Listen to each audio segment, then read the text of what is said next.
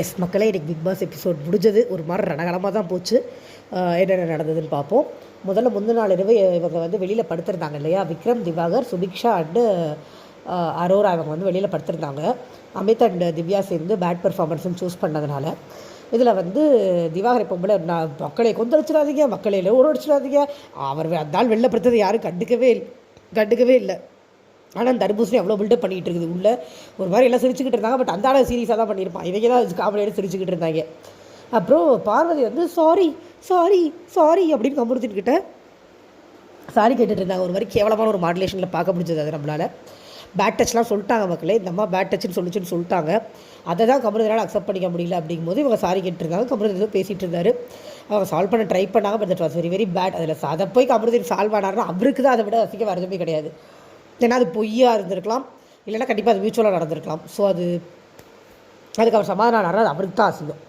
என்ன பண்ணுறாங்க, மறுநாள் காலையில் வேக்கப் சாங் முடிஞ்சதுக்கப்புறமா இவங்க எல்லாம் சும்மா ரேண்டமாக ஏதோ பேசிகிட்டு இருந்தாங்க. அதுக்கப்புறம் வாட்டர்மெலன் அவர் திவாகர் போய் இந்த மாதிரி ஏதோ பர்ஃபார்ம் பண்ணும்போது அமித் போய் கூட மாறிட்டு இருந்தார். மக்களே, Amit is officially in toxic gang. நம்ம அதை வந்து கன்ஃபார்ம் பண்ணிக்கலாம். திவாகர், பார்வதி, அதுபோல் வியானா, சுபிக்ஷா கூட இல்லை, வியானா இவர்களுடன் இணைந்தார் நமது அமித் அப்படின்னு நம்ம வந்து கன்ஃபார்ம் பண்ணிக்கலாம். ஓகேவா? ஸோ என்ன பண்ணுறாங்கன்னா, இவர் பெர்ஃபார்ம் பண்ண, அவர் பாட்டு பாட, நம்ம சேனலை மாற்ற அப்படிங்கிற மாதிரி நல்லா ஜெகஜோதியாக போச்சு. அதுக்கப்புறமா இவங்க பார்வதி தான் திவ்யாவை கூட்டிகிட்டு போய் என்ன ப்ரொஜெக்ட் ஆகிருக்குன்னு கேட்குறாங்க. திவ்யா பியோர் கன்சர்னில் பேசுகிறாங்க. பார்த்தா தெரிஞ்சிருக்கும், இல்லைம்மா உனக்கு வெளியில் எப்படி ப்ரொஜெக்ட் ஆயிரும், அம்மாலாம் பார்த்தா தப்பாக நினைப்பாங்கல்ல, பார்த்து டீசெண்டாக டிக்னிட்டியோட விளையாடுங்க, எதுக்கு அவர்கிட்ட போய் பேசுகிறீங்க, 2 பேர் மேலே தான் தப்பு அப்படின்னு சொல்லி அந்த பொண்ணு இனிமேல் இதை பற்றி பேச வேணாம், நம்ம விட்டுறலாம். அந்த பொண்ணுக்கு அவ்வளோ பொண்ணு இல்லை, அந்த பொம்பளைக்கு அவ்வளோ தூரத்துக்கு எடுத்து சொல்கிறாங்க. எனக்கு ஒன்று புரியவே இல்லை, என்ன பேசிஸில் நீங்கள்லாம் பார்வதிக்கு சப்போர்ட் பண்ணுறீங்க? பார்வதி சப்போர்ட் பண்ணுறவங்க காசு தான் இல்லையா, வேறு இடத்துக்கு சப்போர்ட் பண்ண போகிறோம்.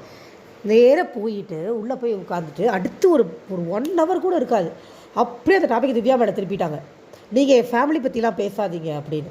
அவங்க வந்து அவுட் ஆஃப் பியோர் கன்சர்ன், அதுவும் இவங்க கேட்டதுனால சொன்னாங்க. அவங்களா கூட்டிகிட்டு போய் அட்வைஸ் பண்ணியிருந்தா கூட அவங்களுக்கு இது தேவையில்லாத வேலைன்னு நம்ம சொல்ல முடியும்.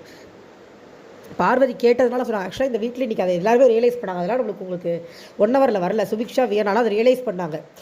அப்போ இவங்க பார்வதியை தான் போய் கேட்டிருப்பாங்க போல் இருக்கு. அவங்க என்ன வந்து ஏதோ திவ்யாவாக பேசுகிற மாதிரி சொன்னாங்கன்னு சொல்லி ஒரு கான்வர்சேஷனும் போச்சு. ஓகே, ஃப்ளோலேயே போயிடுவோம். இந்த மாதிரி பேக்கப் பண்ணிகிட்டு இருக்கும்போது சாப்பிட வரலையா, எதுவும் நினச்சி ஃபீல் பண்ணாதீங்கன்னு ஜென்ரலாக தான் திவ்யா சொன்னாங்க. உடனே நீங்கள் அதெல்லாம் இழுக்காதீங்க சரியா, எங்கள் வீட்டை எனக்கு பார்த்துக்க தெரியும் சரியா அப்படின்னு பழைய கேவலமான மோடுக்கு பார்வதி போயிட்டாங்க.